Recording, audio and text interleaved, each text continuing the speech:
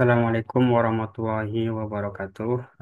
Perkenalkan, nama saya Agus Prianto dari program studi akuntansi S1.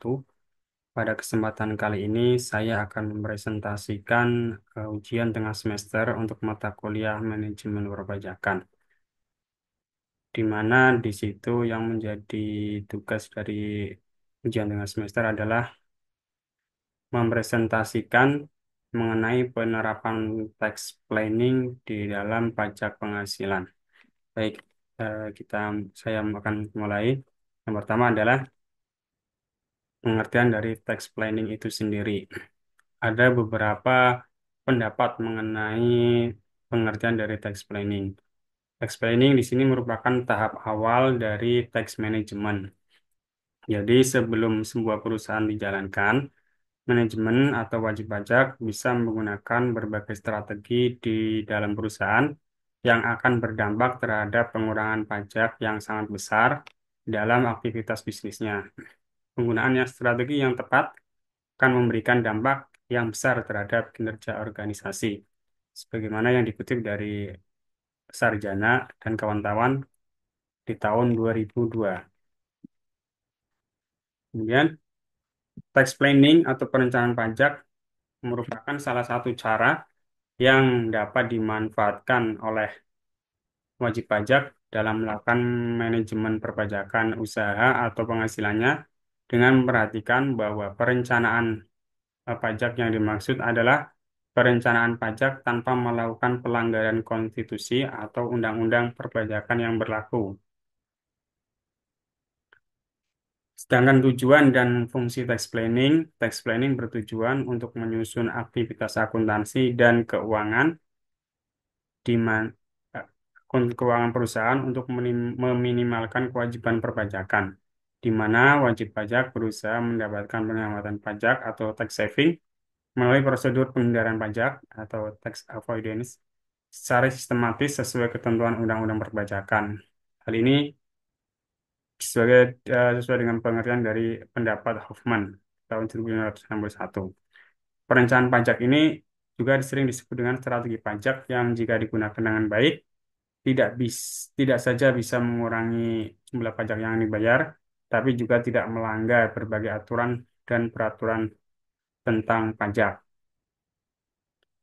Kriteria yang harus diperhatikan untuk menerapkan tax planning yaitu sebelum melaksanakan perencanaan pajak dan penerapan strategi untuk efisiensi kegiatan pajak, perusahaan harus memastikan bahwa setiap mekanisme itu sudah sesuai dengan kriteria yang ada. Adapun kriterianya adalah yang tersebut di bawah ini. Pertama, seluruh kebijakan dan strategi tidak melanggar peraturan pajak yang berlaku. Kemudian, secara bisnis, seluruh strategi masuk akal dan tidak merugikan perusahaan dalam berbagai aspek. Kemudian yang ketiga adalah ketika seluruh kebijakan tadi akan dilaksanakan, harus dipastikan berbagai berkas dan dokumen pendukungnya harus dilengkapi. Kemudian pengaruh pajak terhadap perusahaan. Pajak merupakan pungutan berdasarkan undang-undang oleh pemerintah. Secara administratif, pungutan pajak dapat dikelompokkan menjadi pajak langsung dan pajak tidak langsung. Dalam sistem perpajakan selalu dipisahkan antara assessment dan payment. Assessment yang berlaku di sini adalah self-assessment dengan kewajiban bagi wajib pajak untuk menghitung sendiri, membayar, dan melaporkan sendiri kewajiban pajaknya. Sedangkan sistem pembayaran yang berlaku dapat dilakukan sendiri oleh wajib pajak maupun melalui pemotongan oleh pihak ketiga atau yang biasa disebut dengan withholding system. Kemudian aspek perpajakan. Yang pertama adalah aspek formal, yaitu aturan yang berlaku mengenai perpajakan atau ketentuan mengenai perpajakan itu sendiri. Yang kedua, aspek administrasi, yaitu kewajiban mendaftarkan diri untuk pemrograman PWP, NPPKP, kemudian menyelenggarakan pembukuan dan pencatatan, kemudian membayar pajak, menyampaikan SPT, di samping memotong atau memungut pajak dan pelunasan pajak bagi wajib pajak. Kemudian yang ketiga, aspek material dalam perencanaan pajak yaitu pengenaan pajak terhadap objek pajak yang dapat berupa keadaan, perbuatan, atau sebuah peristiwa. Kemudian jenis-jenis pajak. Sebelum melakukan penerapan tax planning, terlebih dahulu harus diketahui jenis pajak yang menjadi kewajiban dari wajib pajak itu sendiri. Ada beberapa jenis pajak yang paling umum di Indonesia. Yang pertama adalah pajak penghasilan, yaitu pajak yang timbul karena adanya penghasilan dari sisi subjek pajaknya. Jenis pajak penghasilan pun bermacam-macam. Ada yang namanya PPh satu, kemudian pajak penghasilan 23, PPh 4 ayat 2, PPh 25, PPh 22, PPh 24, dan PPh 15. Kemudian yang kedua adalah pajak pertambahan nilai, yaitu pajak yang dikenakan atas nilai tambah dari suatu objek pajak, baik berupa barang kena pajak atau BKP, maupun jasa kena pajak atau yang biasa disebut dengan JKP. Kemudian tahapan penerapan tax planning. Berikut adalah langkah penyusunan tax planning yang dilakukan dengan tahapan sebagai berikut. Yang pertama, melakukan analisa keuangan terlebih dahulu. Jadi sebelum melakukan tax planning, kita harus menganalisa laporan keuangannya seperti seperti apa. Kemudian setelah laporan keuangan dianalisa, baru kita menentukan opsi penerapan pajak. Selangkah selanjutnya itu menerapkan tax compliance agar sesuai dengan opsi pajak yang diterapkan. Setelah dilakukan tax compliance, baru kita melakukan tax review yang dilakukan secara berkala dan biasanya dilakukan pada akhir tahun pajak. Setelah melakukan semua langkah-langkah tersebut, yang terakhir adalah melakukan evaluasi dan perbaikan atas langkah-langkah yang telah dilakukan diterapkan di atas. Langkah selanjutnya yaitu tax planning untuk pajak penghasilan. Tax planning yaitu untuk pengajak penghasilan dapat memperhatikan hal-hal yang sebagai berikut. Pertama, memilih jenis pajak penghasilan yang cocok dengan jenis kategori usaha. Kemudian kita harus memperhatikan kredit pajak dari pembayaran pajak penghasilan. Dan kita juga harus memanfaatkan insentif pajak yang sedang berlaku atau yang sedang diberlakukan oleh pemerintah. Kemudian melakukan tax avoidance dengan cara yang benar sesuai dengan peraturan perpajakan. Dan membayar dan melapor pajak penghasilan dengan benar dan tepat waktu. Jadi tidak boleh melewati dari waktu yang telah ditetapkan. Penerapan tax planning PPh 21. Di sini untuk tax planning saya mengambil untuk penerapan tax planning pada pajak penghasilan pasal 21 yang merupakan pajak penghasilan yang dikenakan atas penghasilan berupa gaji, upah, honorarium, tunjangan, dan pembayaran lain dengan nama apapun sehubungan dengan pekerjaan, itu bisa jasa atau kegiatan yang dilakukan oleh wajib pajak orang pribadi dalam negeri. PPh pasal 21 itu dipotong, disetor, dan dilaporkan oleh pemotong pajak, yaitu oleh pemberi kerja. Dalam penerapan tax planning PPh 21, ada beberapa metode yang digunakan. Untuk pengenaan pajak PPh 21 sendiri, biasanya perusahaan mengenakan ada beberapa alternatif yang bisa dikenakan untuk pengenaan pajak PPh 21. Yang pertama adalah metode net. Dalam hal ini, jumlah PPh pasal 21 yang terhutang akan ditanggung oleh perusahaan yang bersangkutan, baik sebagai sebagian maupun seluruhnya dalam bentuk benefit in kind. Metode ini dikenal dengan PPh ditanggung perusahaan. Jadi, eh, perusahaan menanggung seluruhnya pajak PPh 21 tanpa memungut sedikit pun dari eh, pekerja atau yang penerima penghasilan tersebut. Yang kedua adalah metode gross. Dalam hal ini, jumlah PPh 21 yang terhutang akan ditanggung semuanya oleh karyawan itu sendiri. Sehingga tentu pemotongan PPh 21 ini akan mengurangi penghasilan dari karyawan itu sendiri. Istilah yang sering digunakan adalah PPh pasal 21 ini dipotong oleh perusahaan. Tetapi kewajiban untuk melaporkan dan menyetorkan tetap ada di perusahaan. Baru nanti karyawan akan mendapatkan bukti potong pada akhir periode pajak. Yang ketiga adalah metode gross up. PPh pasal 21 yang diberikan dalam bentuk tunjangan oleh pemberi kerja, yaitu perusahaan.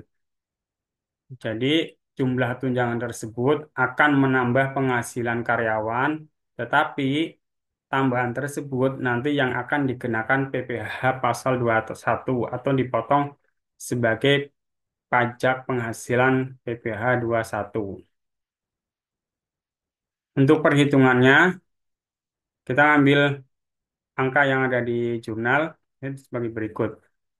Ketika pajak ditanggung oleh karyawan, maka tu- semuanya pendapatan yang diterima karyawan akan dipotong PPh 21 dan perusahaan tidak membayar sedikit pun pajak penghasilan PPh 21 tersebut. Jika pajak ditanggung oleh perusahaan atau dengan metode net, maka penghasilan karyawan akan tetap, tapi PPh 21 akan ditanggung oleh perusahaan. Kemudian, jika ditunjang perusahaan atau metode gross up, di sini berarti ada tambahan tunjangan pajak yang akan menjadi penghasilan karyawan. Tetapi tunjangan pajak tersebut ini yang akan dipotong dijadikan PPh 21 oleh perusahaan. Kemudian pengaruhnya kemana ketika penerapan tax planning PPh 21 tersebut terhadap PPh badan? Sebagai contoh, asumsi sebuah perusahaan itu mempunyai penjualan sebesar 5 miliar. Kemudian ada biaya pembelian 1,5 miliar dan biaya administrasi yaitu yani biaya gaji tadi yang disebutkan di atas yaitu 979.800.000. Nah, pada metode gross karena tidak ada tunjangan pajak dan metode net karena tidak ada tunjangan pajak, maka laba akan menjadi sejumlah penjualan dikurangin biaya, yaitu 2.520.200.000 untuk metode gross dan net, sehingga pajak penghasilan PPh Badan pasal 22 dengan PPh Badan dengan tarif 22% menjadi 554.444.000. Sedangkan jika menggunakan metode gross up, di mana PPh 21 itu dijadikan tunjangan dimasuk ke gaji karyawan, ini bisa dijadikan pengurang bagi laba bersih atau laba yang dikenakan PPh. Adapun perhitungannya sebagai berikut dengan asumsi penjualan 5 juta, kemudian ada biaya pembelian 1.500.000, maaf. Tadi penjualan 5 miliar, kemudian biaya pembelian 1.500.000, kemudian ada biaya administrasi 979.800.000, dan tunjangan pajak di sini ini akan bisa dapat diakui sebagai biaya sebesar 44.453.550, sehingga laba bersih atau laba itu akan turun menjadi 2.475.746.450 sehingga pajak penghasilan dengan tarif 22% itu menjadi turun, yaitu menjadi 544.664.219 rupiah. Dari kasus tadi di atas, contoh di atas, maka dapat diambil kesimpulan sebagai berikut. PPh 21 itu akan lebih hemat bagi perusahaan jika menggunakan metode gross up karena ada tunjangan pajak yang dapat menjadi pengurang penghasilan sehingga PPh badan terutang menjadi lebih kecil dibanding jika menggunakan metode gross atau metode net dalam pengenaan PPh pasal 21.